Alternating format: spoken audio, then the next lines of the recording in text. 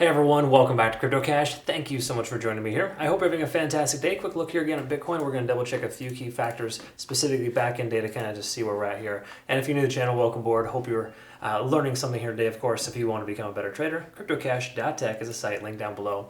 I offer Trading Academy, Community, and Signals Group. What we want to talk about here, of course, is liquidation. Pretty solid amount of liquidation accumulating just below the price action here at about 64,000, down as low as about 62.7. So as we discussed previously, the CME gap for Bitcoin is somewhere as low as about 63.9. Okay, so this has been mostly filled. So we kind of take a look here. We can recognize that we're halfway filled, so to speak, and there's potential for one more leg down. So just kind of throwing it out there. This is not a guarantee by any stretch, but if we do end up bear flagging out here, the price action could continue a little bit lower. Okay, so just be ready for that. Be mindful. Not a big deal if it does happen. It will send altcoins into another retest of current or recent lows, but that is just something we've got to be mindful of. Okay, so again, lower level of liquidation starting to accumulate here, a little heavier recently. We got a massive amount of liquidation at 71 to 72,000, and I do think that that will eventually be swept. We've got a bull flag, or sorry, no, it's not a bull flag. It's a rising wedge.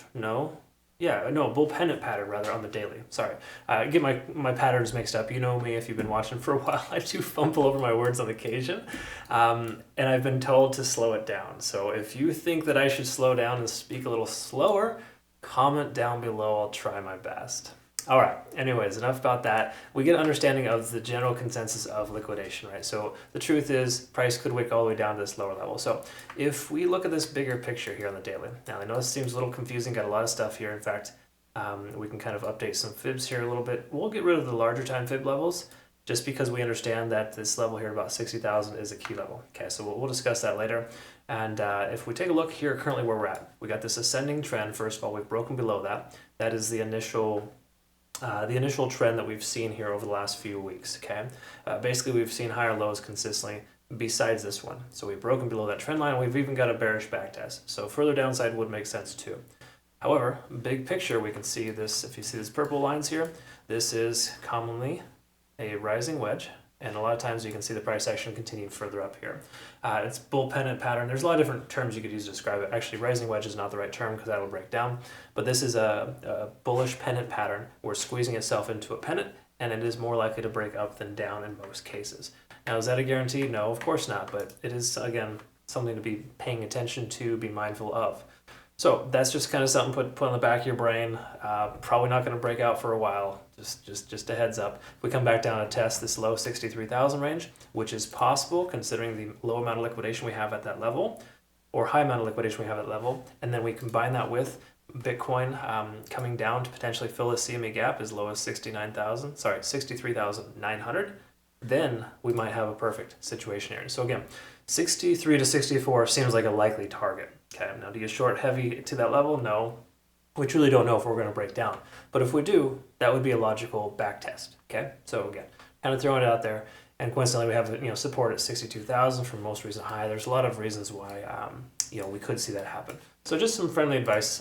Be mindful of that. We've got the 20-day and the 50-day kind of working above and below the price action. The 50-day SMA working at about 63,000. Again, there's that support zone. So we got a lot of reasons why 63 to 64,000, if the price were to pull back to that level, would hold or should hold. Okay.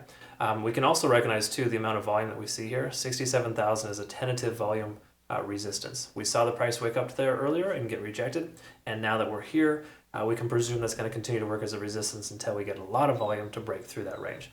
We need more volume to be able to do that, and right now with money flow index pulling back, RSI kind of hanging out of just below 50, and stochastic swinging down, this is generally a bearish type of divergence. We can see here as well too, MACD also diverging, so the daily time frame doesn't really have much indication of, there's not much here going on, if you will, for positive, the price is just going to break out soon, okay? We got to get above this trend line, got to get above 67,000. I think 67K plus would be some confirming factors for us, letting us know we should be in better shape to see the price go higher.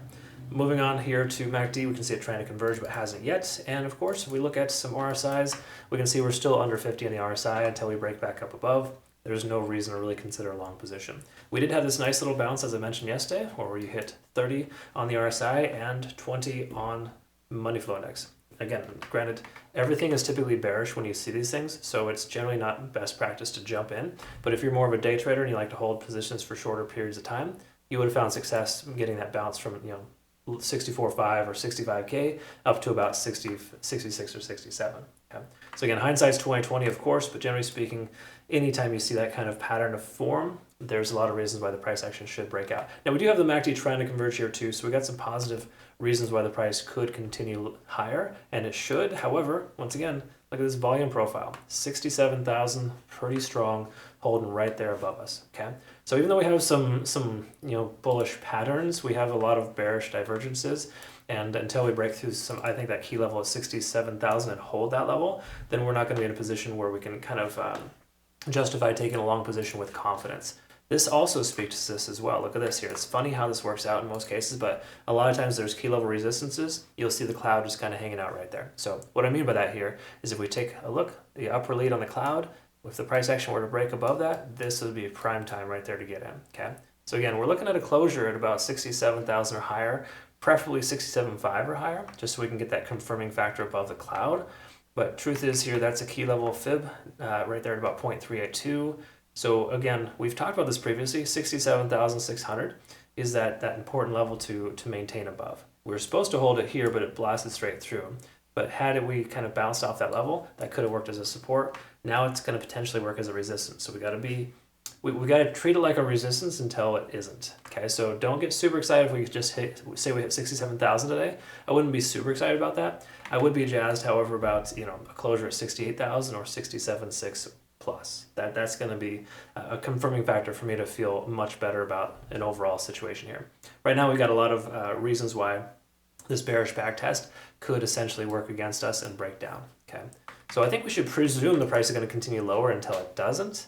And I think that would put us in a safer place. Okay, does that mean you can go, you just short everything in the market? No, you probably have statistical benefits of shorting versus longing right now, but there's plenty of coins right now holding on and maintaining that could do very well moving forward. I've got my eye on a few coins here today for considerations for longs, but if so, they're going to be very low leverage, lofty longs, positions that you should be taking for, you're not going to get significant gains ASAP, right? So again, different strategies for different scenarios, but right now, I think you get the general gist here. Thank you so much for watching. Hope you learned something here today. Again, cryptocash.tech is the site if you want to become a better trader. Congrats to our community members for some awesome shorts here yesterday. While we did take a couple of stop losses, we offset that with some pretty heavy shorts. So folks, the market gives and the market takes. You got to roll with it. You got to be happy. Let's all bound together and make sure that we are, staying strong in this environment. Because even though things can get a little wonky, the market has not been, super amazing lately.